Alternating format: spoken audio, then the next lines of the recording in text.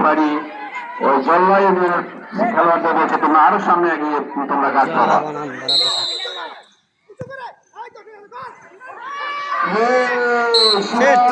হওয়ার কথা হইলে না, এই সুযোগটা আসার কথা প্লেয়ারটা দেখি খারাপ একটু ভালো মতো খেলতে পারে অতিক্রম করে মাঠের বাইরে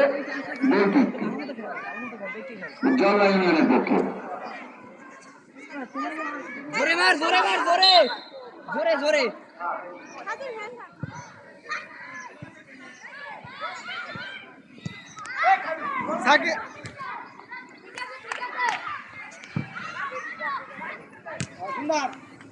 মারো মারো মারো মারো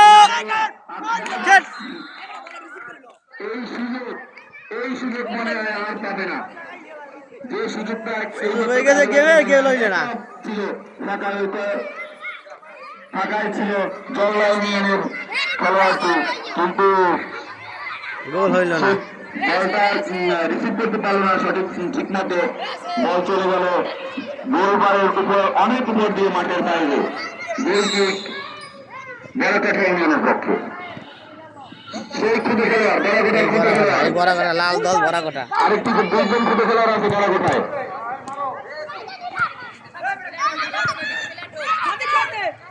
জল্লা ইউনিয়নের পায়ে বল, আক্রমণে জল্লা, আবার জল্লা, জল্লার প্লেয়ার বল পেয়েছে জল্লা ইউনিয়ন আক্রমণে। দেখা যাক কি হয় না, বল দখলে জল্লা পারলো না, বল চলে গেল না, আবার জল্লা ইউনিয়নের পক্ষে বল।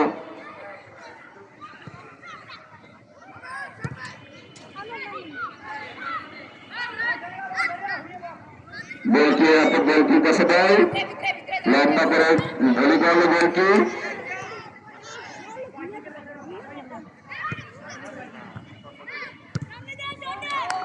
আক্রমণে বড়াকোঠা ইউনিয়ন। দেখা যাক না, গোলকিক গোল লাইনের বাইরে বল, গোলকিক উঠছে ওই জল্লা ইউনিয়নের পক্ষে। 10 নম্বর খেলোয়াড় গোলকিক পারে, বহুত দর্শক আছে। রেফারির দৃষ্টি আকর্ষণ করেছে, গোলের দিকে খেয়াল রাখবেন। বাসি দেয় তুমি খেলো বল করো করো বাসি দেবে একবার খারাপ এরাই খারাপ হয় না বেটা বাসি দেবে এই দে মার উপরে মারি দে সুন্দর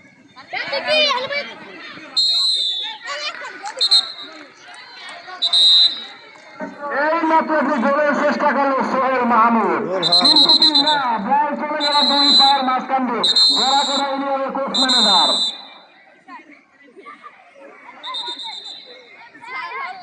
স্লিপ করছে আসে